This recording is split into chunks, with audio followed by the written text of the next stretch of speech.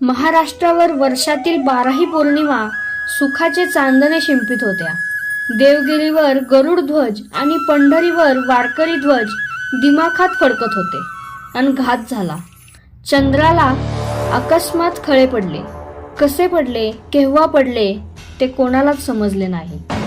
तो काळ होता इसवी सन 1293. वास्तविक गेली 200 वर्षे दिल्लीवर खैबर खिंडीतून आलेले सुलतान राज्य करीत होते आणि सारा भारतवर्ष काबीज करावा आणि आपला धर्म, संस्कृती आणि इतिहास इथे पसरवावा अशा त्यांच्या महत्वाकांक्षा अनुभवाने सिद्ध झालेल्या होत्या. तरीही दक्षिण हिंदुस्थानातील सारे राज्यकर्ते, राजे महाराजे दुर्लक्षच करीत आले. त्याचा हा परिणाम 8,000 घोड्यांचा 32,000 टापा वाढत्या वेगाने आणि आवेशाने खडाडट महाराष्ट्रावर चालून आल्या. त्यांचा म्होरक्या होता अल्लाउद्दीन खलजी. दिल्लीचा सुलतान असणाऱ्या जलालुद्दीन खलजीचा तो अत्यंत महत्वाकांक्षी आणि धाडसी सरदार. एक महाभयंकर कर्दनकाळ. दिल्लीच्या सुलतानाचा तो पुतण्या तर होताच, पण त्याचे जलालुद्दीनच्या मुलीशी म्हणजेच चुलत बहिणीशी लग्न झाले होते. त्यामुळे तो त्याचा जावई सुद्धा होता. अल्लाउद्दीनचे हे वादळी आक्रमण आलेले राजा रामदेवराव यादवाला उशिरा कळले. तोपर्यंत पठाण सातपुडा ओलांडून एलिचपुरात घुसला. म्हणजे स्वराज्यापासून कमीत कमी फक्त 100 कोस दूर. तो आतमध्ये घुसला तरी त्याला कुणीच अडवले नाही. मग आमचे सैन्य होते कुठे? आमचा राजा बेसावध होता, पण सेनापती काय करीत होता? कोण होता सेनापती? सेनापती होता राजा रामदेवरावाचा युवराजच. त्याचे नाव शंकरदेव उर्फ सिंघनदेव. तो आपल्या सैन्यांसह दूर कोठेतरी यात्रेला गेला होता. रामदेवरावाला आपले भयंकर भविष्य दिसू लागले. त्याने होती तेवढी जवळची फौज आपल्या एका मांडलिक राजाबरोबर देऊन त्याला त्वरेने घाट लाजोऱ्यांकडे रवाना केले. पठाणांनी फार जोशात या सेनेला धडक दिली. यादव सेना कर्दळीसारखी क्षणात छटली गेली. पाचोळ्यासारखा हा हल्ला उधळून लावून खलजी दौडत निघाला देवगिरीकडे. अल्लाउद्दीनची फौज तरी किती? ती होती फक्त 8,000. केवढे हे त्याचे धाडस! अल्लाउद्दीनने थोड्याच दिवसापूर्वी विदिशेवर स्वारी केली होती. त्यावेळी त्याला देवगिरीच्या अफाट श्रीमंतीची तारीफ ऐकायला मिळाली. तेव्हाच त्याची महत्वाकांक्षा पाणावली गेली. त्याने देवगिरी लुटायचा बेत मुक्कर केला. माघच्या शुक्ल पक्षाचे ते दिवस. अल्लाउद्दीन ऐन देवगिरीच्या नजीक आला. देवगिरीत धावपळ उडाली. किल्ल्यावर रणदुदुभी वाजू लागल्या, पण सैन्यच नव्हते जागेवर. अवघे 4,000 सैनिक देवगिरीत होते. रामदेवराव लगेच तेवढीच सेना घेऊन शत्रूवर चालून निघाला. देवगिरीपासून 2 कोसावर त्याची व बेफाम खलजीची गाठ पडली. लढाई पेटली आणि भडकायच्या आतच विझली.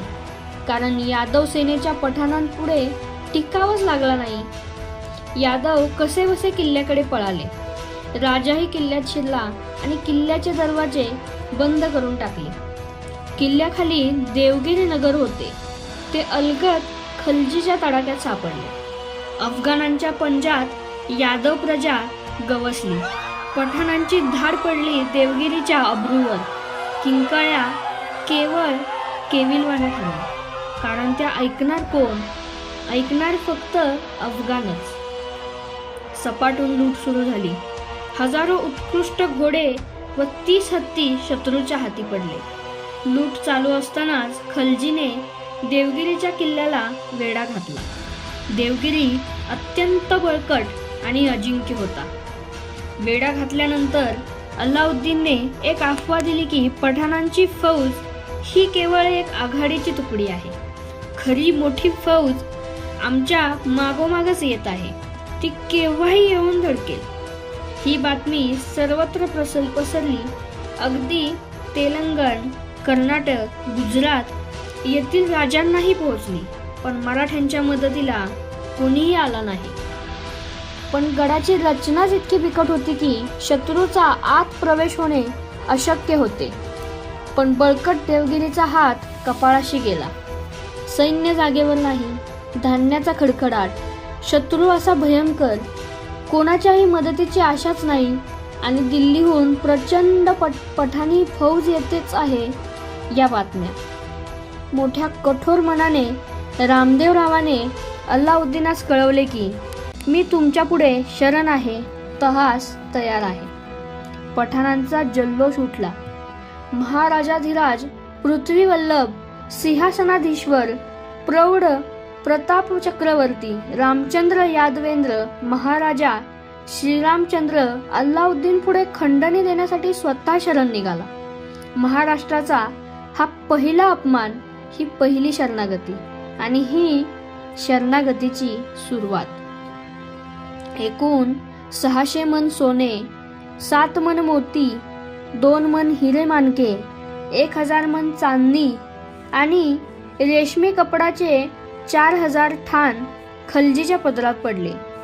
याशिवाय सर्वात महत्त्वाची मागणी अल्लाउद्दीनाने केली देवगिरीच्या महाराजा रामदेवरावाच्या मुलीचीच. त्याने राजकन्येचीच मागणी केली आणि रामदेवरावाने ती दिली. या राजकन्येचे नाव होते ज्येष्ठापल्ली उर्फ जेठाई. शिवाय रामदेवरावाने खलजीला वार्षिक खंडणी द्यायची. मग काय उरलं? आजचा सम्राट खंडणी देणारा मांडलिक बनला, म्हणजे देवगिरीच्या बिराडाचे भाडे देणारा भाडेकरू झाला. एवढा प्रचंड सह्याद्री पाठीशी असूनही महाराष्ट्र ढेकळासारखा शत्रूने टाकलेल्या एका चुळकीभर पाण्यात विरघळला. ही आहे महाराष्ट्राच्या इतिहासाची थोडक्यात सुरुवात. यापुढे आपण संपूर्ण मराठ्यांचा इतिहास पाहणार आहोत. त्यासाठी आमच्या चॅनलला सबस्क्राईब करायला विसरू नका आणि बेल आयकॉनवर नक्की क्लिक करा. व्हिडिओ आवडला असल्यास लाईक, शेअर आणि कमेंट नक्की करा. धन्यवाद. जय महाराष्ट्र, जय शिवराय, जय शंभूराजे.